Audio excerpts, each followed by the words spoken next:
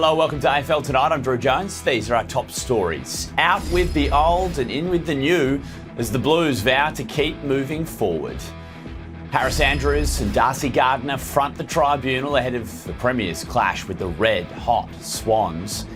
And Brad Scott calls on the baby Bombers for round one as Essendon name 3 debutants for a clash with old rivals Hawthorn. Great to have your company on a bumper Tuesday edition of AFL Tonight. And yes, Carlton is in the headlines again. Michael Voss insists his new Blues don't want to get caught up in the drama of former captain Sam Docherty criticising the club. The coach trying to put the issue to bed at his news conference today after Docherty's private thoughts became public on a podcast. Michael Voss says this is the new Carlton, and the coach won't be getting in a war of words with former skipper Sam Docherty. I'll move forward with the team I've got because a lot of the stuff becomes he said, she said, I can spend a lot of time talking about that here. But what I'd prefer to talk about is the game, and we're beginning again. That's what you do need to know. Docherty sent a private voice message that became public on a podcast using expletives to criticise the Blues of having the same old frailties in last Thursday night's loss to the Swans. People keep asking me about last year's best and fairest speech, and culturally we defeat ourselves. I just felt that was an example of that. For us to have a productive conversation, I think we all need to know that we're not going to get mixed between the old and the new. We're new, and that's the way we're going forward. I don't spend a hell of a lot of time focusing or sharing what others say about us. What I do is reinforce the behaviours we need, and when things get tough, we stick together. So that's what we'll do. Docherty played 171 games at Carlton and was a fan favourite, a best and fairest, and an All-Australian. But now he's a member of the media, so if you aren't with us, you're against us. And Sam has been dropped from Thursday's pre-game function at the G and all the build-up to the Peter Mac Cup in round 6. Just one more on it, Michael, just because of what Sam means to the footy club. Does it mean any more, or because he's entered the media, is it just another voice on the outside? We'll move on to what we need to be able to do, which is focusing on our game this weekend. The 0-1 Blues take on Richmond on Thursday night. This time last year, Sam Lawler and the Tigers shocking the footy world and knocking off the Blues at the G. Step out of the old and go into the new. We're going to have upwards of 10, 12 people that are different who are in that team. So when I say out of the old into the new, we all need to get our heads around that a little bit. Lockie Cowan and Matt Carroll the most likely to replace Adam Sard, who's out with a hamstring strain.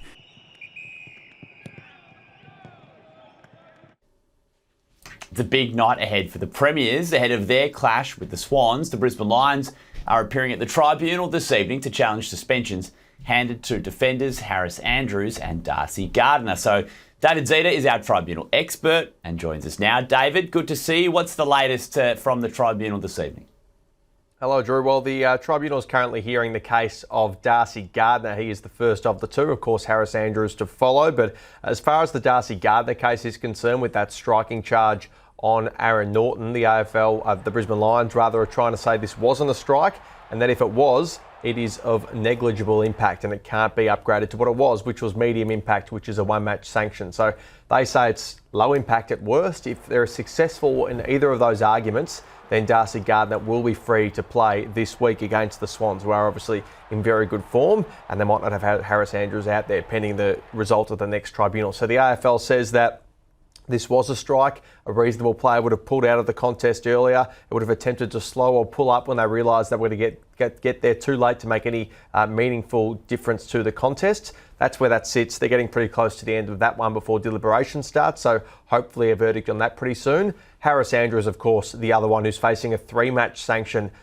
for a strike on Artie Jones. Now, this was something that saw Jones knocked out almost immediately, taken from the ground and concussed. So how this is going to work will be very interesting, because there is a new guideline in the Tribunal guidelines which speaks about the fact that impact can be downgraded based on an observable level of force, even if there is a concussion. So it gives Michael Christian a bit more leeway when he's grading things But what I think is also going to happen here, and what I think a few have predicted, is that clubs are going to try and reverse engineer this and use it at the tribunal if they don't agree with the impact grading to try and get it downgraded. So if it's high impact, it wouldn't be the 3 matches, it would be the 2.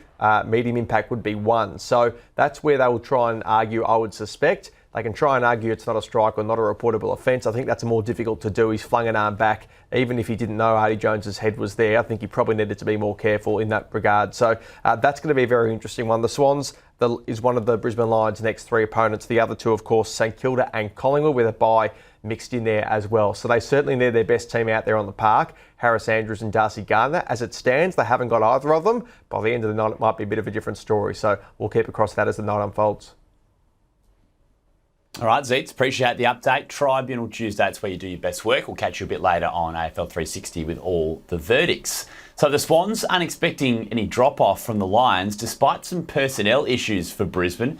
Swans hosting 2-time reigning premiers at the SCG on Saturday, but the Lions, as we've just heard, could be without Harris Andrews, Darcy Gardner, Zach Bailey and Hugh McCluggage through a mixture of suspension and injury. Oh, I think what they've shown throughout the last probably 4 years is that no matter who's in and out of that team, that they're as well drilled as any team and understand the way they need to play. They're not going to change that just for some personnel. We're going to prepare as if today we prepared as if they're playing. Coach Dean Cox expects Charlie Curnow to be better for the run after his matchup with his old team, the forward kicking 3 goals to help the Swans to a 63-point victory. Every player, when they play their first game, especially against their old club as well, heightens the week. And yeah, he's been really good. He come in refreshed from the weekend, but also ready to attack now what the rest of the season looks like. And we'll make sure that we manage him like we would any other player that's played as much footy as he has. Swans won their last meeting with the Lions, but previously lost 7 of their last 8 games against the 2-time reigning premiers. Fremantle coach Justin Longmuir insists he's reading very little into Geelong's poor performance in opening round. The Cats were thumped by 56 points by Gold Coast last Friday night, albeit without star duo Patrick Dangerfield and Jeremy Cameron. While there have been some concerns externally about Geelong in the aftermath, Longmuir says he doesn't share them. I think sometimes in those games and the way that played out in the weekend, the scoreboard can look a bit worse than what it actually was. We're expecting them to be a lot better than that. So they just probably didn't get some of the little things right, which made it look like the big things fell apart. But yeah, we're expecting them to bounce back, obviously. The Dockers snuck into the top 8 last season, but went out in an elimination final to Gold Coast. Longmuir says the club isn't shying away from expectation this year. Oh, we've got high expectations internally. We want to build off what we did last year, so we're not shying away from that fact. Just focusing on outcomes and finals and where you finish at the end of the year, it doesn't help you win right now.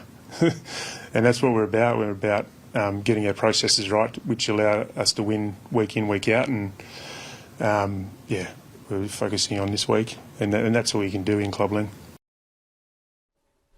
So 2026 will mark Longmuir's 7th season at the helm at the Dockers. Fremantle has won 1 final in that time, losing 2. All right, let's stay in the West now and bring in Eliza Riley from Code Sports. Eliza, great to see you. Have the Dockers been able to give an update on Hayden Young's fitness today?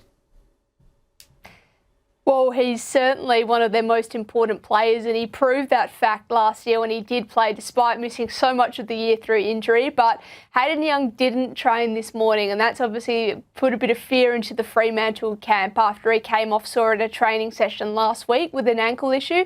But the Dockers are confident that it's nothing they haven't seen before. He still has Thursday's training session to get up and try and prove his fitness after missing today's session. But the Dockers say he was inside doing sort of CrossFit sort of style drills. So there's one last opportunity. The Dockers will be hopeful he can make the trip to Geelong because he is their most important midfielder. Yeah, Eliza, no doubt Young is going to be a crucial piece for the Dockers in a year where they are externally expected to challenge pretty hard for a flag. So we heard Justin Longmuir there. The internal expectations, do they match what's happening externally? I think the language and the way that the Dockers are going about this season has probably changed. You think back to this time last year when the president, Chris Sutherland, got up at the season launch and said, the time for talk is over, it's time for some action now. And obviously that culminated in a 1-point loss to the Suns in an elimination final. Whereas this pre-season, the term marginal gains has been thrown around a lot, but public events and season launches like Simon Garlick touched on last week at Fremantle's, it's the idea of trying to get 1% better every single day and trying to make premiership gains to eventually deliver what the club has so long been seeking. So expectations a little bit lower, fair to say, at West Coast, Eliza. It's going to be a tough start against the Suns, given the injuries have mounted up for the Eagles. What's the latest? Well, we can rule out Brandon Starcevic, the high-profile off-season recruit from Brisbane. He's not expected to return until around round 3 after pre-season. That's been interrupted by a strained ACL and more recently a bit of a calf setback. So the Eagles want to put a bit more time into him and make sure he's ready to go in that under siege defence that has been a thing in the past few years. Whereas Brady Hoff, he's missed a big chunk of pre-season with an ankle injury, but he got through a waffle scratch match recently and looked the goods, so he's going to be in line for a return. Whereas Ruben Jimby, he's one to keep an eye on this week at main training. The Eagles say that he got through a match simulation minutes on the weekend perfectly fine, but he has been dealing with a bit of foot soreness. So still one more hurdle to leap through a little later this week, but the signs are looking good. All right, on a more positive note at West Coast, we're going to see some new faces for the Eagles. How many debutants can we expect against the Suns?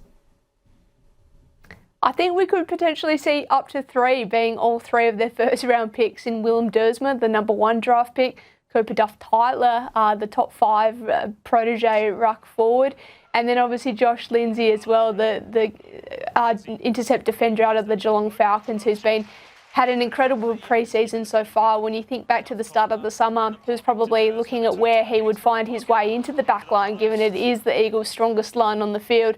But he's been brilliant. Willems showed some really strong signs, and I think all 3 of them, there's been a notion of Eagles, let's play the kids, let's get the kids into the team, whereas all 3 of these guys have genuinely earned their spots with really strong summers so far. All right, Eliza, appreciate the update from out west. We'll catch up with you soon on AFL Tonight. That's Eliza Riley from Code Sports. All right, let's bring in Corbin Middlemas now ahead of the return of Midweek Tackle to our screens on Fox Footy. Corbin, great to see you, mate. It was all looking rosy at Carlton when they were 22 points up against Sydney. Since then, they've conceded 12 goals in a quarter and a former captain has had a crack at them. What have you made of week 1 at Icon Park? Well, I always say whenever the house is on fire, it feels like it's hotter at Carlton than just about any other club in the competition. And boy, have we seen that again this week. So as you said, those stories, there's also the reports about Craig McRae and whether he was approached to coach the club going back to last season. So they have not been able to find their way off the back page this week. And I feel for them a little bit. There was only 5 games. You think 2 of the losses were last year's grand finalists. They're going to get a free pass. And the other 2 were both alive, even though they lost in the last quarter. St Kilda, obviously, 2 scores going down. And even Hawthorn made a push. So, against a fellow finalist, they might have got a bit of a free pass. But, gee, this Carlton team, to already be under that kind of a microscope. Michael Voss, obviously, out contract at season's end. And as much as they try and keep the noise out, the human aspect of it, it's got to be challenging leading into to Thursday night. And if you sort of throw your mind forward to Thursday night's game, if there's going to be one team playing tight and one team playing free, I think I know which way that's going to land when they take on Richmond on Thursday night. Yeah, it's an emotive topic as well when Sam Docherty gets involved, and I think the Blues fans think he might have spoken a little bit of truth. Anyway, we'll see how that plays out on Thursday, Corbin. So the Bombers have confirmed they've got 3 debutants for their clash against Hawthorn on Friday. So Dyson Sharp, Max Kondogiannis and Hussein El Ashkar will run out for the first time. And so much of the attention will be on Zach Merritt. What are you expecting from the Bombers and their star player, Zach Merritt, this season? I think I expect sort of what we've always seen from Zach Merritt. I expect him to be excellent. He's a professional. He's a 6-time best and fairest winner for a reason. So I expect that he'll get plenty of it, as he always does. Probably maybe a slightly different role than what we've seen in the past. The keys to the midfield seemingly in the community series hand to some other players. So maybe we'll see him across half forward and maybe even half back on occasions, rather than playing that lion's share of time in the midfield as he has done in the past. But I take Brad Scott completely on face value on what he alluded to last night on AFL 360, that that the burden of being the captain has been released, so he gets a chance just to go out there and play footy. He knows there's going to be a lot of focus on how he goes. And from speaking to people at Essendon over the off-season, I think there's actually like an unintended benefit that's come out of all of this as well, in terms of the leadership inside the playing group. So that they probably found leaders they didn't know that they'd had. I mean, Zach is such a revered figure that when he speaks, it probably forces other players to sort of think, oh, I'll just lay back and let him address it. So as opposed with him not the captain, I feel like they've been able to uncover a couple of other leaders that have been able to speak up, and who knows, maybe that'll benefit the Bombers in the long run. Yeah, it sounds like Andy McGrath has been a breath of fresh air in that role. Okay, so before we let you go, Corbin, what are we looking forward to in the return of Midweek Tackle tonight? Well, Zach Merritt's on AFL 360, so you'll hear from him there. Following that on the Midweek Tackle tonight, 7:30 Eastern Daylight Time. We'll go into the Merritt fallout, obviously the split with his manager, what it means going forward. So a deep dive on all of that. Plus some stunning numbers out of Western Sydney to do with participation and what that means for the Giants on the back of obviously opening round. And also the wind at Dingley, which has been a big talking point, how that's impacting Hawthorn and what they're going to do about it at their new facility. So all of that coming up tonight on Midweek Tackle. All right, Corbin, appreciate your time as always on AFL Tonight. We'll see you a little bit later on Midweek Tackle. That's Corbin Middlemiss ahead of the return of Midweek Tackle tonight. And AFL 360 is coming up shortly on Fox Footy. Jared Waitley and Gary Lyon will be joined by, yes, Zach Merritt, former Essendon captain, and Hawthorn's Will Day and former AFL umpire Ray Chamberlain. And then it's over to the Midweek Tackle team from 7:30 Eastern. John Ralph and Lauren Wood on the panel tonight. All right, up next on AFL Tonight, we'll go one-on-one with Gold Coast's rising sun, Leo Lombard. We'll be back shortly.